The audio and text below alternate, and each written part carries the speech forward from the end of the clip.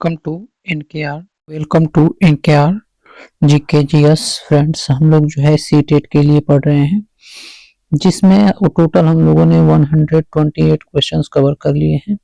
आज हम पढ़ेंगे 129 नंबर क्वेश्चन से, गद्य को पढ़ रहे हैं। तो चलिए स्टार्ट करते हैं। स्टार्ट करने से पहले यदि आप चैनल पर नए हैं तो सब्सक्राइब कर लीजिए। फर्स्ट क्वेश्चन है, गद्य है कि तरह तरह के बदलाव हुए। मशीनों के आने से हमारी पीढ़ी ने तो मशीनों को इंसान से कंप्यूटर के हवाले होते देखा है। परिवर्तन सृष्टि का नियम है। आग की खोज ने जिंदगी बदली तो पहिए के आविष्कार ने सभ्यताओं को जन्म दिया। अभी चैट जीपीटी और बॉर्ड जैसी कृत्रिम बुद्धिमत्ता, आर्टिफिशियल इंटेलिजेंस या एआई आधारित प्लेटफॉर्म आए हैं तो हाहाकार मच रहा है। समझना इतना है कि आर्टिफिशियल इंटेलिजेंस और ह्यूमन इंटेलिजेंस के बीच का सबसे बड़ा फर्क मानवता है। एआई आने वाले वक्त में जो भी करने वाला है वह आज के इंसान की सोच का प्रतिबिंब ही होगा। ऐसी आशंकाएं कि व्हाइट कलर जॉब यानी इंजीनियर, आईएएस, वकील, डॉक्टर, डिजाइनर और टेक्नोलॉजी एक्सपर्ट्स की दुनिया सिमटने वाली है। स्कूल, कॉलेज, एग्जाम, पर्चे, कोचिंग, अस्पताल, लैब और तकनीकी से जुड़े हर तबके पर असर पड़ने वाला है। दुनिया भर में करीब 30 करोड़ लोगों की जॉब इससे प्रभावित होने वाली है। चैट जीपीटी और इस जैसे दूसरे एआई प्लेटफॉर्म्स की खासियत यह है कि आपके हर सवाल का जवाब ये सेकंड में दे सकते हैं। युवा विद्यार्थियों ने पढ़ाई में एआई की मदद लेनी शुरू कर दी है। भविष्य की चिंताओं से जुड़े सबसे बड़े सवाल यहीं से पैदा होते नजर आ रहे हैं। आखिर मेधा और मेधावियों को तय करने वाले इम्तिहान अब कैसे होंगे? क्या शिक्षकों का ज्ञान एआई का मुकाबला कर पाएगा? तो प्रश्न देखते हैं। प्रश्न दिया है कि कृत्रिम बुद्धिमत्ता के कारण नकारात्मक प्रभाव पड़ता है। तो मेधा छात्रों पर जो है वो नकारात्मक प्रभाव पड़ता है कि अब उनके इम्तिहान कैसे लिया जाएगा, कैसे निर्धारित किया जाएगा, और क्या शिक्षकों का ज्ञान एआई का जो है वो मुकाबला कर पाएगा। युवा विद्यार्थियों ने पढ़ाई में कृत्रिम बुद्धिमत्ता का सहयोग लेना शुरू किया।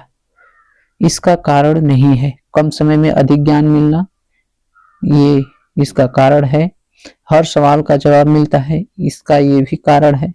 अगला है कि उसमें शिक्षक से अधिक संवेदनाएं हैं और सवालों के जवाब बहुत जल्दी मिलते हैं, ये भी कारण है। शिक्षक से अधिक संवेदनाएं जो है वो एआई में नहीं है। युवा विद्यार्थियों ने पढ़ाई में कृत्रिम बुद्धिमत्ता का सहयोग लेना शुरू किया है। इसका कारण निम्न है: कम समय में अधिक ज्ञान का मिलना और प्रत्येक सवाल का जवाब मिलता है। सवालों के जवाब बहुत जल्दी मिलते हैं और कृत्रिम बुद्धिमत्ता में शिक्षक से अधिक संवेदनाएं नहीं हो सकती है। अतः यही हमारा जो है सही हो जाएगा, option number C. Next question देखते हैं।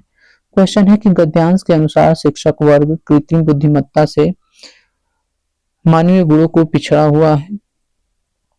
प्रतिस्पर्धा अधिक कर पाएगा, अधिक ज्ञानी व मशीनी है और प्रतिस्पर्धा नहीं कर पाएगा। तो गद्यांश के अनुसार शिक्षक वर्ग कृत्रिम बुद्धिमत्ता से जो है वो प्रतिस्पर्धा नहीं कर पाएगा, क्योंकि वो जो है कभी गलत नहीं होगा, समय कम लगेगा, सब कुछ उसको पता रहेगा। तो ये जो है शिक्षक वर्ग जो है इसकी प्रतिस्पर्धा नहीं कर पाएगा। अगला है 132 नंबर क्वेश्चन है कि गद्यांश के आधार पर कहा जा सकता है कि कृत्रिम बुद्धिमत्ता लोगों को रोजगार दिलाएगी। कृत्रिम बुद्धिमत्ता के कारण मनुष्य जीवन सुधर गया है और कृत्रिम बुद्धिमत्ता भविष्य में मेधा को बढ़ावा देगी और कृत्रिम बुद्धिमत्ता के कारण मानवीय संवेदनाएं प्रभावित होगी। तो गद्यांश के आधार पर जो है यह कहा जा सकता है कि कृत्रिम बुद्धिमत्ता जो है के कारण जो है वो मानवीय संवेदनाएं क्या होंगी? प्रभावी होंगी। मानवीय संवेदनाएं प्रभावी होंगी। नेक्स्ट है कि गद्यांश के अनुसार कृत्रिम बुद्धिमत्ता में कार्य नहीं है। तो गद्यांश के अनुसार जो है कृत्रिम बुद्धिमत्ता में मानवता का कार्य नहीं है। कृत्रिम बुद्धिमत्ता से प्रभावित होने वाला तत्व कौन सा नहीं है? तो कृत्रिम बुद्धिमत्ता से प्रभावित होने वाला तत्व चैट जीपीटी नहीं है।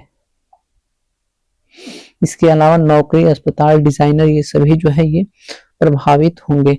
अगला है कि समूह से भिन्न शब्द कौन सा है? तो समूह से भिन्न शब्द जो है ये चैट जीपीटी है, जो एआई है। इसके अलावा मेधा, एक्सपर्ट और एग्जाम, ये सब जो है व्यक्ति हैं। अगला देखते हैं कि इत प्रत्यय का उदाहरण वाला शब्द कौन सा है? तो इत उदाहरण वाला शब्द कौन सा है? तो उपस्थित, प्रभावित, प्रत्येक और जो है निश्चित। तो इसमें हो जाएगा कि प्रभाव प्लस इत प्रभावित हो जाएगा, क्योंकि इसका जो है प्रभाव का भी जो है वो एक अर्थ स्पष्ट हो रहा है। अगला देखते हैं। अगला है ये पद्यांश है और इसके बाद इससे जो है संबंधित क्वेश्चंस है। तो पद्यांश को हम लोग देखेंगे।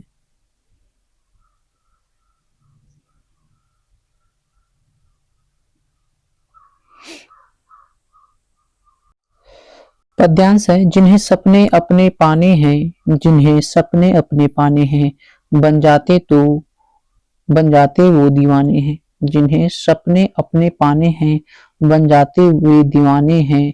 गर लक्ष्य जो साधा है तूने, उसे पाने की कोशिश तू कर। चल आगे बढ़, तूफानों से न डर। चल कश्ती उठा, सागर में उतर। है रात अंधेरी, फिक्र है क्या, एक दिन आएगी अपनी सहर। चल कश्ती उठा, सागर में उतर।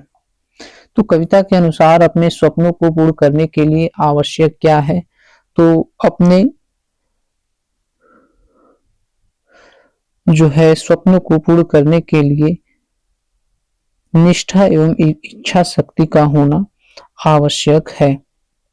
कविता में कहा गया है कि जिन्हें सपने अपने पाने हैं, बन जाते वे तो दीवाने हैं। अर्थात सपनों को पूर्ण करने के लिए निष्ठा एवं इच्छा शक्ति का होना आवश्यक है।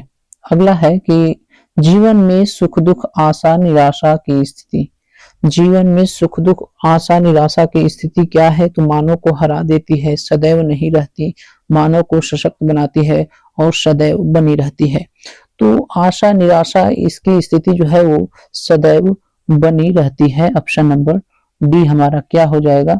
सही हो जाएगा कि जीवन में आशा निराशा की स्थिति जो है वो सदैव बनी रहती है। चलिए अगला देखते हैं। 139 नंबर क्वेश्चन है कि शहर का अर्थ क्या होता है? तो शहर का अर्थ जो है वो सुबह होता है। ये शहर छोटा सा है, सपेरा सा है, तो शहर का अर्थ जो है वो सुबह होता है। शहर का अर्थ सुबह होता है। चल कश्ती उठा, सागर में उतर। है रात अंधेरी, फिक्र है क्या, एक दिन आएगी अपनी शहर। एक दिन आएगी अपनी सुबह। अगला देखते हैं कि कविता की कौन सी पंक्ति मनुष्य के मनोबल को बढ़ाती है? तो गर लक्ष्य है साधा तूने, जिन्हें अपने सपने पाने हैं, एक दिन आएगी अपनी शहर। और जो है चल कश्ती उठा, सागर में उतर। तो हमारा जो है मनोबल को बढ़ा रही है इसमें कि चल, कविता में चल कश्ती उठा, सागर में उतर जो है ये पंक्ति जो है मनुष्य के मनोबल को बढ़ाती है। अगला दिया है कविता के मुख्य स्वर के रूप में कौन सा वाक्यांश उचित है? तो मुख्य स्वर के रूप में जो है वो जो साधा है तूने, सागर में उतर, एक दिन आएगी, है रात अंधेरी। तो ये जो है सागर में उतर जो है वाक्यांश में उचित है। सागर में उतर जो है स्वर के रूप में वाक्यांश उचित है। अगला है कि फिक्र का समानार्थी क्या होता है? तो फिक्र का समानार्थी जो है वो चिंता होता है कि कैसा फिक्र, चिंता फिक्र है। ठीक है। अगला है ये गद्यांश दिया है और इसको पढ़ करके हमें उत्तर देना है। गद्यांश दिया है कि मानव की दो मूल प्रवृत्तियां होती है। एक तो यह कि लोग हमारे गुणों की कद्र करें, हमें दाद दे और हमारा आदर करें। दूसरा यह कि हमसे प्रेम करें, हमारा अभाव महसूस करें, उसके जीवन में हम कुछ महत्व रखते हैं ऐसा अनुभव करो। आपके जरा से भी कार्य की यदि किसी ने सच्चे दिल से प्रशंसा की तो आपका दिल कैसा खिल उठता है।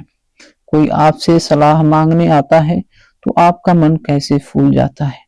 ऊपर से कोई बड़ा आदमी कितना भी आत्मविश्वासी और आत्मसंतुष्ट क्यों न दिखाई दे, भीतर से वह हमारी आपकी तरह प्रशंसा का, प्रोत्साहन का, स्नेह का भूखा है। यदि आप उसे प्रामाणिकता पूर्वक ले सके तो आप फौरन उसके हृदय के निकट पहुंच जाएंगे। दूसरे की भावनाओं को ठीक ठीक व्यवहार करना ही व्यवहार कुशलता है।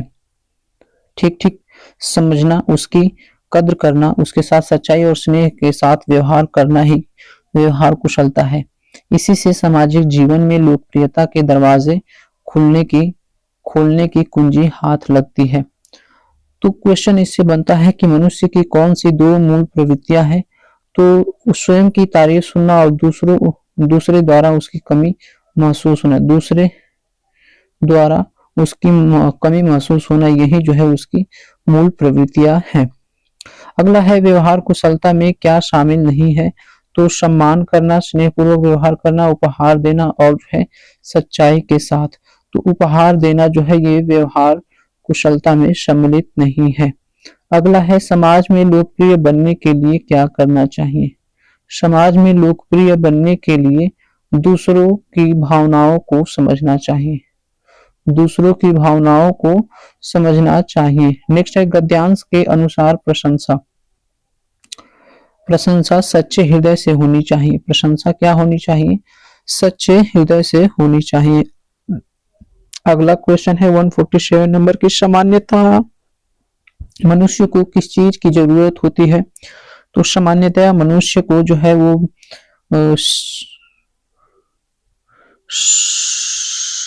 प्रेम, सम्मान, प्रेम, प्रशंसा और प्रोत्साहन की आवश्यकता होती है। मनुष्य को कब खुशी मिलती है। तो मनुष्य को जो है जब उसे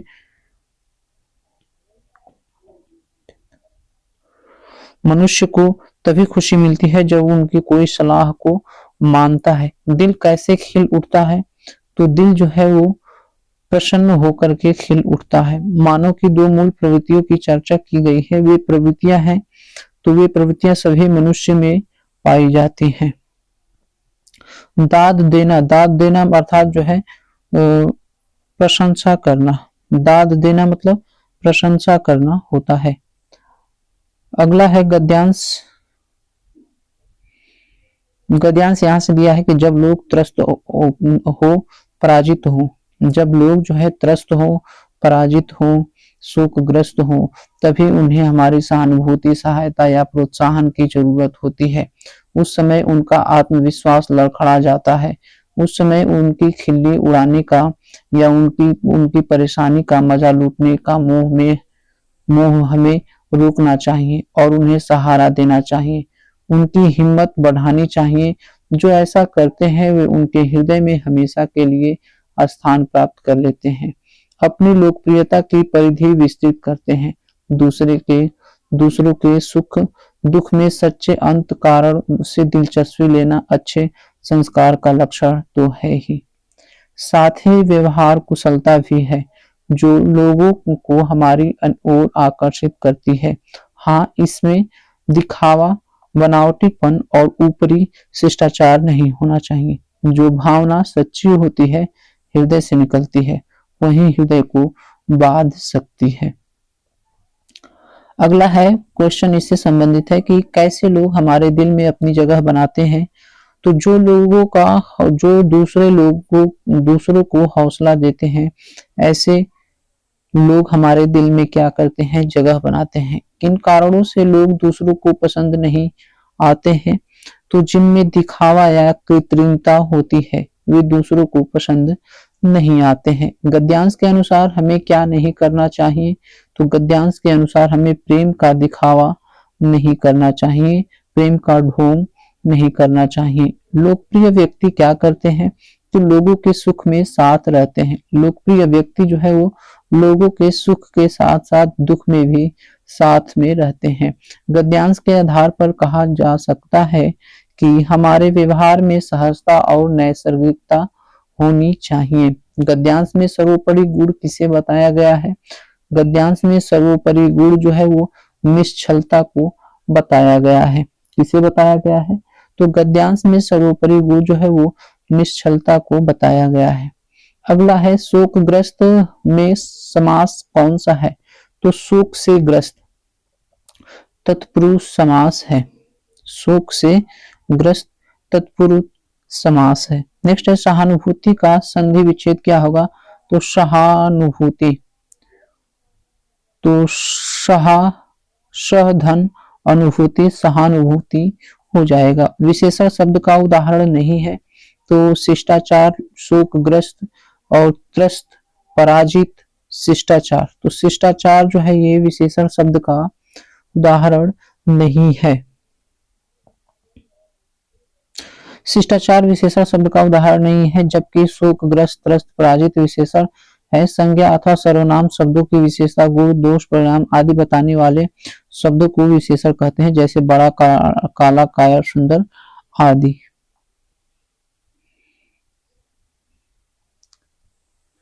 नेक्स्ट आगे दिया है गद्य की विद्या धन अद्भुत बहुत खर्च कर।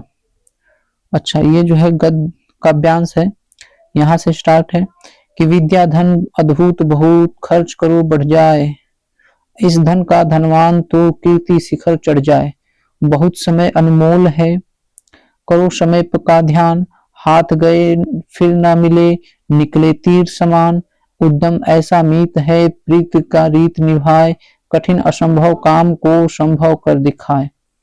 तो विद्या धन को अद्भुत क्यों कहा गया है? क्योंकि ये जो है खर्च करने से क्या होता है?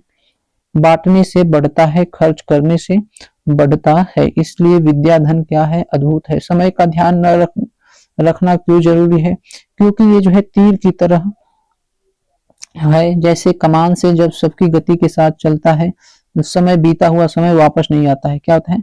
बीता हुआ समय वापस नहीं आता है। नेक्स्ट देखते हैं। नेक्स्ट दिया है कि परिश्रम करने के क्या लाभ है?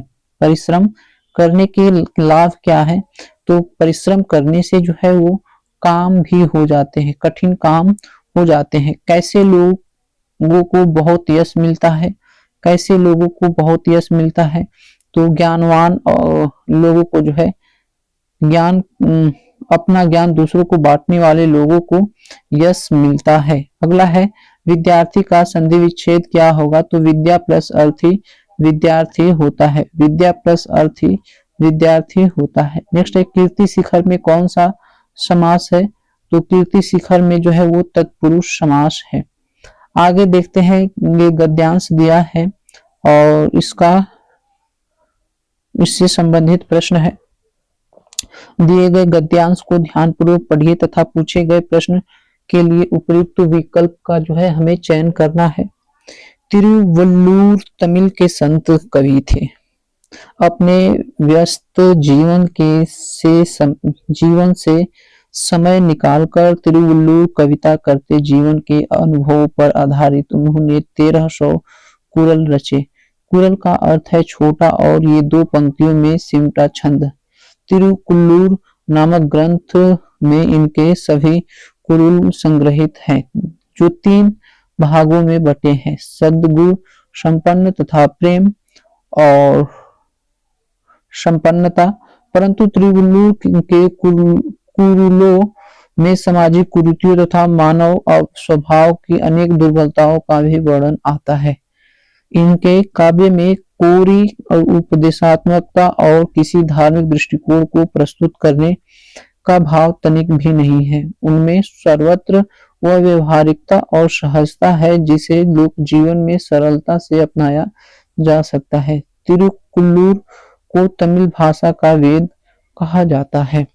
तो कुरुल से क्या तात्पर्य है? तो 2 पंक्तियों का छंद जो है ये कुरुल का अर्थ होता है। अगला है कि तिरुवल्लुवर ने कितने कुरुल की रचना की? तो 1300। कितने? 1300।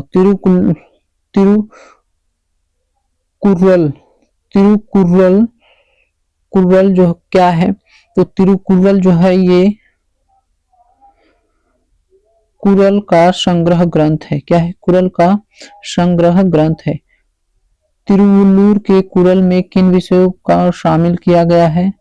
शामिल किया गया है तो ये जो है सामाजिक कुरीतियां और मानव दुर्बलताएं को शामिल किया गया है। तिरुवल्लुवर में शामिल नहीं है तो इसमें धार्मिक दृष्टिकोण तिरुवल्लुवर में शामिल नहीं है। तिरुवल्लुवर की कविता का विषय एवं उद्देश्य क्या है? तो कुरीतियों को दूर करना कविता का विषय और उद्देश्य है। तिरुवल्लुवर को तमिल भाषा का क्या कहा जाता है? तो वेद कहा जाता है। तिरुवल्लुवर की कविता की विशेषता क्या है? इसकी कविता की विशेषता यह है कि व्यवहारिकता और इसमें सहजता है। क्या है? व्यवहारिकता है और इसमें सहजता है। अगला है 175 नंबर क्वेश्चन कि किस शब्द में दो प्रत्ययों का प्रयोग हुआ है? तो सहजता में जो है दो प्रत्ययों का प्रयोग हुआ है।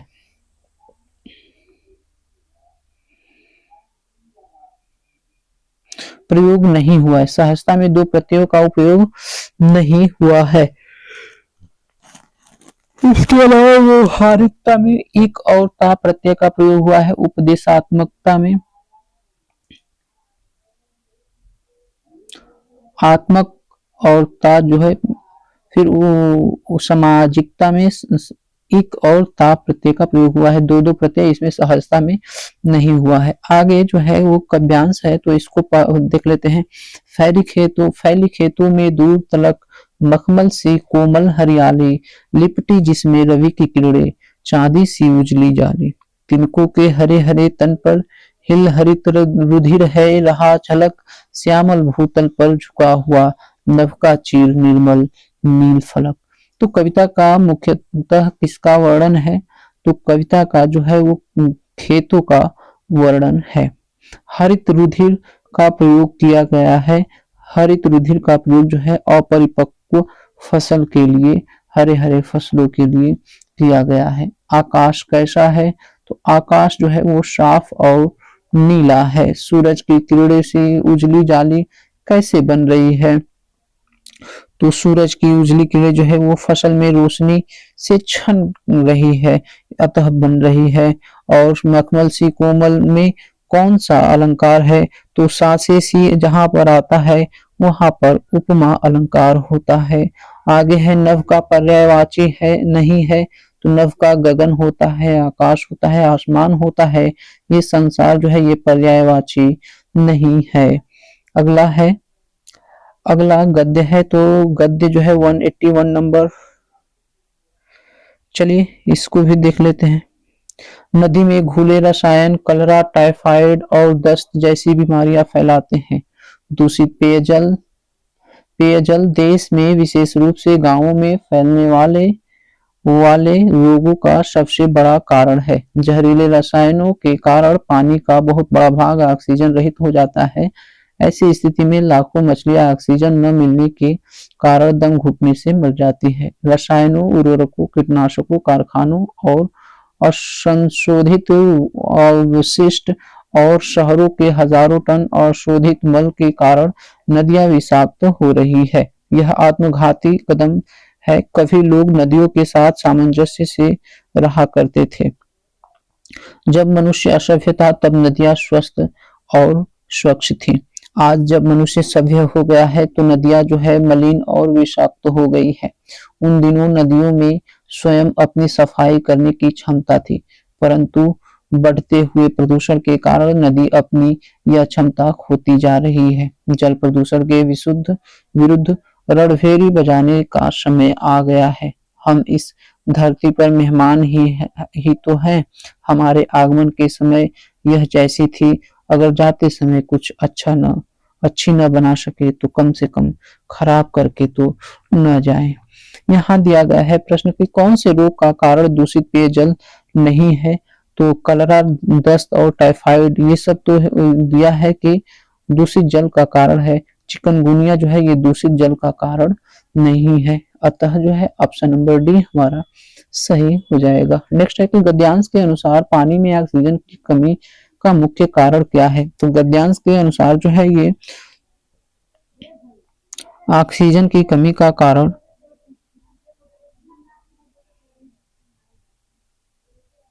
मनुष्य की बढ़ती जो है जनसंख्या के कारण जल का दूषित नहीं, बढ़ती जनसंख्या का कारण नहीं होगा, ये हो जाएगा पानी स्रोतों में जानलेवा रासायनिक पदार्थ को छोड़ना जो है ये जन कारण है।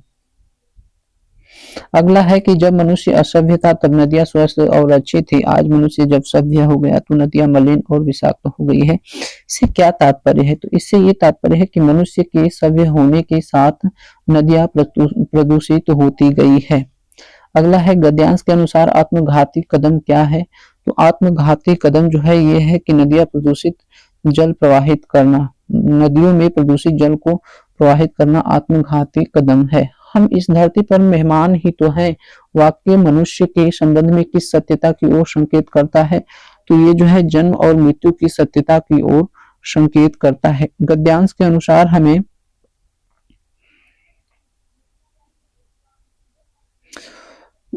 जो है वो अपनी नदियों को स्वच्छ रखने की जरूरत है।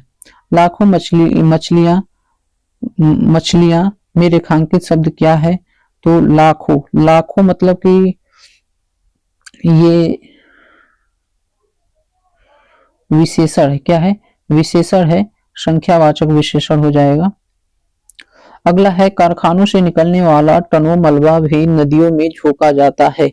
वाक्य में निपात है, निपात का मतलब क्या है? निपात मतलब कि भी शब्द इसमें जो आया है वो निपात है। निपात जो है वो 9 प्रकार के होते हैं। निपात को पढ़ लेते हैं। तो स्वीकार्य निपात जैसे कि जी हाँ, जी हाँ। नकारात्मक निपात नहीं, जी नहीं। निषेधात्मक निपात मत। प्रश्नात्मक क्या, विस्मयात्मक क्या, काश। बलदायक निपात तो ही, तक, पर, सिर्फ, केवल। तुलनात्मक निपात सा। अवधारण बोधक निपात जो है वो ठीक, लगभग, करीब, तकरीबन। और आदर बोधक निपात जो है वो है जी। अगला है अशोधित का विलोम शब्द क्या होगा? अशोधित का विलोम शब्द जो है वो शोधित होगा। क्या होगा? शोधित होगा। आगे देख लेते हैं, ये काव्यांश है। तो इसमें दिया है कि निनिर्मिष निनिर्मेष क्षण भर मैं उनको रहा देखता, सहसा मुझे स्मरण हो आया, कुछ दिन पहले बीज सेम के मैंने रोपे थे आंगन में, और उन्हीं से बौने पौधे की यह पलटन मेरी आंखों के सम्मुख अब खड़ी गर्व से नन्हे नाटे पैर पटक बढ़ती जाती है। तब से उनको रहा देखता, धीरे धीरे अनगिनती पत्तों से लद भर गई झड़िया, हरे भरे टंग गए कई मखमली चंदोवे, बेले फैल गई बलखा, आंगन में लहरा और सहारा लेकर बाड़े की टट्टी का हरे भरे 100 झरने फूट पड़े ऊपर को। मैं अवाक रह गया, वंश कैसे बढ़ाता है। कविता में किसके वंश के बढ़ाने का वर्णन है? तो सेम के बेली के जो है वो वंश बढ़ने का वर्णन किया गया है। अगला है कि सेम की बेली के लिए किस विशेषण का प्रयोग नहीं किया गया है? तो मखमली भी है, बौने भी है, चंदेवे भी है, हरे भरे भी है। ये चंदेवे जो है ये विशेषण का प्रयोग नहीं किया गया है। अगला है सेम के बीजों से निकले अंकुरों के लिए किस पद का प्रयोग किया गया है? तो ये पलटन का उपयोग किया गया है। सेम की बेल बहुतायत में चारों तरफ फैल गई है, यह भाव कविता के किन शब्दों में व्यक्त नहीं किया गया है? तो लद गई, इसमें भी प्रयोग किया गया है। उनको रहा देखता, धीरे धीरे हरे भरे 100 झरने फूट पड़े, और वंश कैसे बढ़ाता है, इसमें भी है। लेकिन उनको रहा देखता, इसमें जो है वो व्यक्त नहीं किया गया है कि सेम की बेलें बहुतायत चारों ओर फैल गई है। अगला है बेल का पर्यायवाची शब्द क्या होगा? तो बेल का पर्यायवाची शब्द जो है वो वल्लरी होता है, और बल्ली, लतिमा, बेली बेल के पर्यायवाची है। अब खड़ी गर्व से मैं अलंकार है। तो इसमें अलंकार जो है अब खड़ी गर्व से में अलंकार जो है वो मानवीकरण अलंकार है। अलंकार है। दो वस्तुओं के समान धर्म का प्रतिपादन को उपमा अलंकार कहते हैं। उपमेय उपमान का आरोप उपमेय उपमान का अभेद को रूपक कहते हैं और वर्णों में आवृत्ति को अनुप्रास कहते हैं। इसमें जो है वो मानवीकरण अलंकार है। आगे हम लोग जो है अगले सेशन में पढ़ेंगे। तब तक के लिए धन्यवाद। Thanks for watching. Please like share comment and subscribe.